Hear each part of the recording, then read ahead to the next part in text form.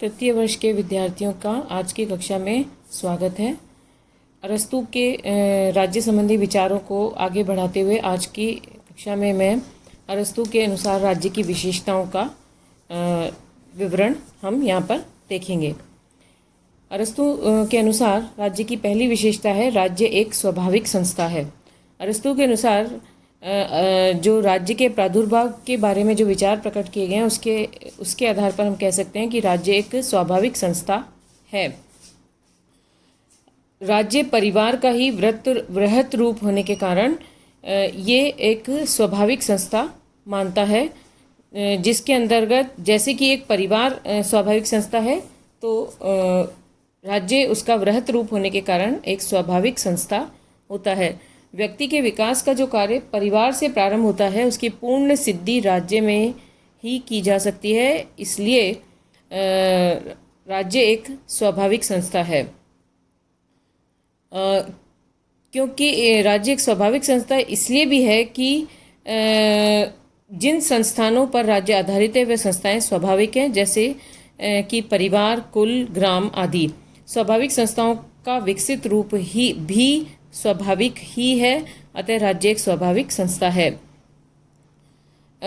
एक और तर्क अरस्तू ने दिया है कि राज्य स्वाभाविक संस्था क्यों है, क्योंकि राज्य का जन्म मनुष्य की समस्त आवश्यकताओं की पूर्ति के लिए और उसके सर्वांगीण विकास के लिए स्वाभाविक रूप से हुआ है।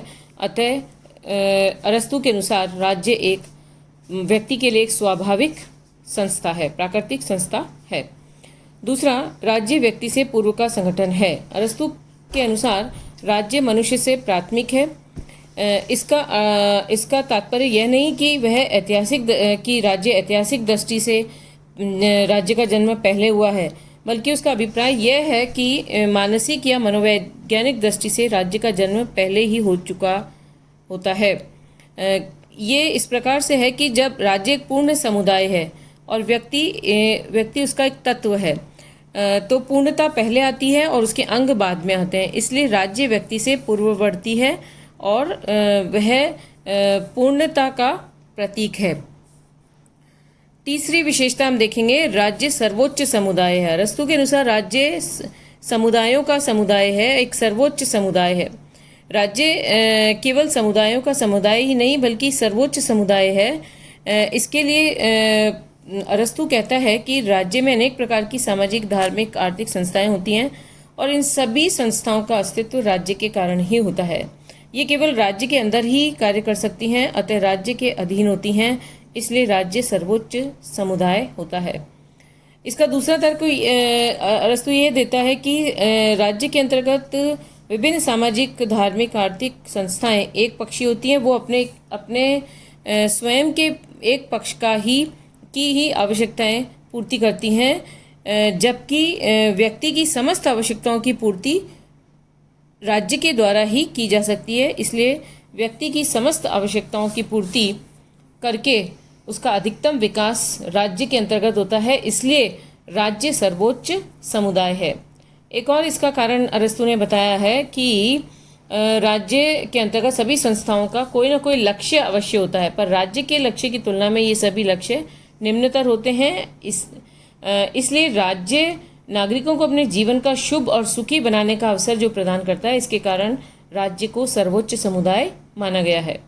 चौथा विशेषता है राज्य का स्वरूप जैविक है।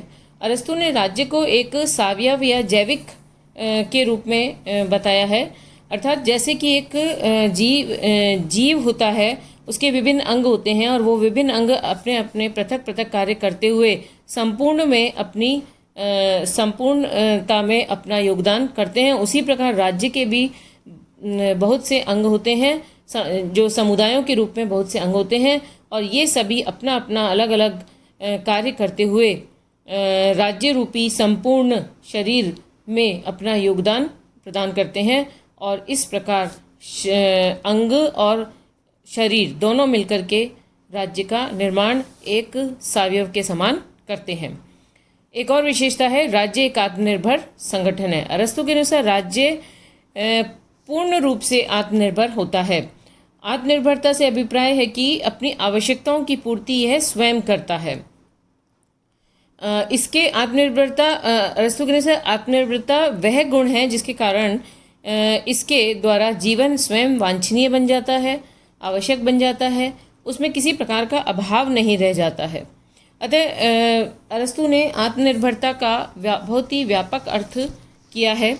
उसके अनुसार राज्य न केवल व्यक्ति की भौतिक समस्याओं का समाधान करता है बल्कि उसके लिए अच्छा और सुखी संपन्न जीवन व्यतीत करने में भी सहायता करता है। राज्य व्यक्ति के लिए उन समस्त परिस्थितियों का निर्माण करता है जो उसके शारीरिक, मानसिक और नैतिक विकास के लिए आवश्यक हैं। इसलिए राज्य एक व्यक्ति के लिए एक आत्मनिर्भर संगठन है। अगली विशेषता है नगर राज्य सर्वाधिक श्रेष्ठ राजनीतिक संगठन है। अरस्तु ने प्लेटो की भांति ही नगर राज्य को सर्वाधिक श्रेष्ठ राजनीतिक संगठन कहा। उसके अनुसार आदर्श राज्य के चित्रण में एक नगर राज्य ही आदर्श राज्य हो सकता है और जिसके अंतर्गत समस्त विज्ञान, कला, गुणों और पूर्णता में एक साझेदारी होती है। एक और विशेषता है राज्य विविधता में एकता। अरस्तु के अनुसार राज्य में विविधता में एकता होती है। प्लेटो के समान यह एकता पर बल नहीं देता बल्कि राज्य की विविधता में एकता का समर्थन करता है। अरस्तु के अनुसार राज्य का निर्माण विभिन्न तत्वों के मिलने से होता है। जिस प्रकार एक सुंदर चित्र विभिन्न रंगों के अनुपम मिश्रण से बनता है और जिस प्रकार मधुर संगीत की सृष्टि विभिन्न रागों और तालों के समन्वय से होती है, उसी प्रकार आदर्श राज्य का निर्माण उसके विभिन्न अंगों के उचित सामंजस्य और संगठन के आधार पर होते हैं। इसलिए राज्य स्वभाव से ही बहुआयामी होता है और विविधता में एकता होती है। धन्यवाद।